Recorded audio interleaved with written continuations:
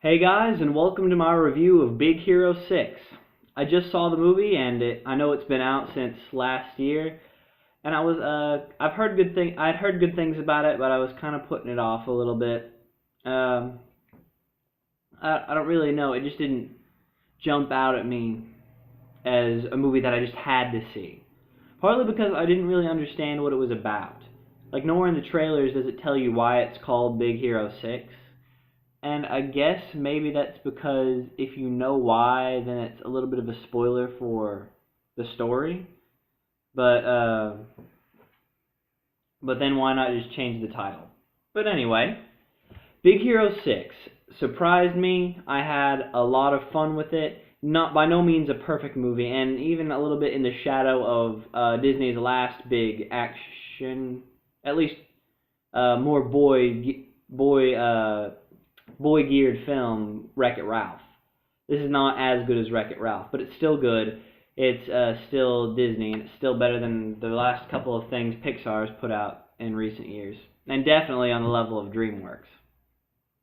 So, um, Big Hero 6 is actually a Marvel property that is being done by Disney Animated Studios. Now, Disney at this point owns four studios. There's their Disney Animation Studio, which has done Tangled, Frozen, Wreck-It Ralph, and now Big Hero 6. And this is their classic studio that's done all the classic Disney films up until this point. They own Pixar, which it did Toy Story, Bugs Life, Cars. All those movies been done by Pixar, which is still owned by Disney, but it is a separate animation studio. Then now they own Marvel, which is its own studio, and Lucasfilm, which is its own studio, all owned by Disney, the company. So Big Hero 6 was really unique in that it's a Marvel property being done by Disney Studios, so it's not in any way associated with the Marvel Cinematic Universe. At no point are you going to see Baymax, the main character of this movie, show up in the Avengers. At least not in the foreseeable future.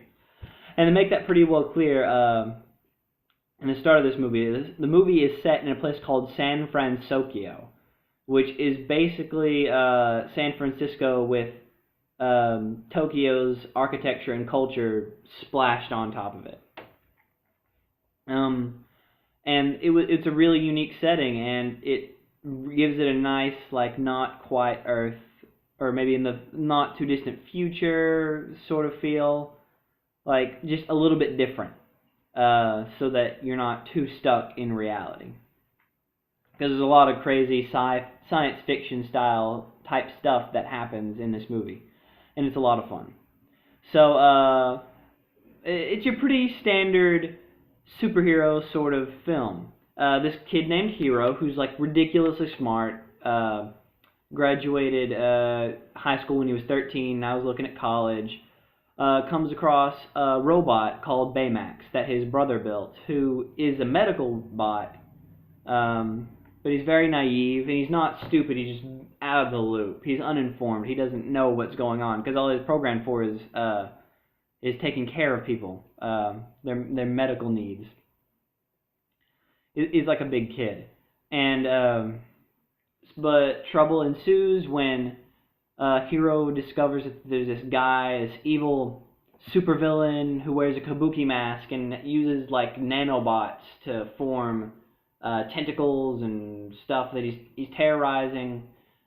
Yeah, he's terrorizing the city. Of course, he's got his big master plan that I won't spoil here. But Hero decides that he's going to use Baymax, who's actually really powerful, because he was made so that stuff, like he's got a titanium skeleton inside this big like balloon of a body, so that he could save somebody from like a burning building or whatever, if the building caught on fire. So Hero uses his technical skills to try to turn Baymax into a crime-fighting robot. They go after the evil man in the kabuki mask. Along the way, they have their group of friends who are also like really nerdy scientists, each with their own unique personalities, and they each actually are a lot of fun and don't get pushed to the side. Like if you've seen How to Train Your Dragon 1 or 2, I felt like his they feel like the entourage that Hiccup has, but these guys are actually a little bit more in the spotlight even than Hiccup's friends are, which was nice. I'm glad that they weren't just in there for a laugh and then shoved out of the way. They are in there for a laugh, but they have a lot more relevance than they have enough relevance that you absolutely agree that they should be there. That being said, the Hero and Baymax are really where the heart and soul of the story is. They're the ones who get all the emotional moments. They're the ones that you really care about, especially Baymax. He's just adorable. And the side characters, they're given a lot of screen time, but they're not given a ton of development. Fred and Wasabi, is his nickname, are the ones who get the most development. But even that, it's just like, I'm spending a lot of time with you, and a couple, especially the girls, you really don't feel like you know who they are. They're more defined by what they do than like you knowing about their backstory or even having a ton of personality traits. The movie is a little bit short. Yeah, I feel like another 30 minutes might have given us adults enough time to really get to know these characters in this world, but it also might have made the kids a little bit bored and slowed it down. So, what are you going to do? And the action scenes are really good in this. The emotion sometimes is really good in this. But one of the things I didn't like was, or not didn't like, but felt like I liked it, but it could have been amazing, was death is actually a big theme in this movie. I'm not going to say that any character in particular dies, but although they might.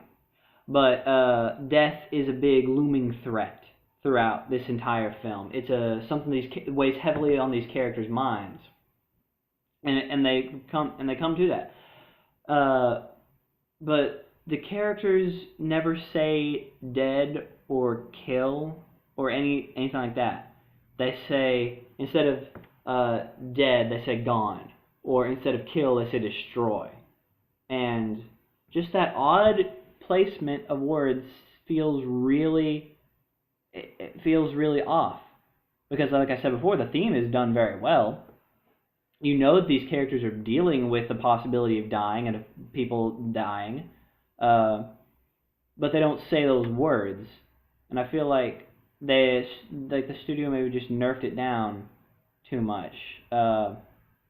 Like, just hearing the word death isn't going to screw anybody up, especially when the theme is done so well that the kids in the audience know people might die, even if nobody's saying that word.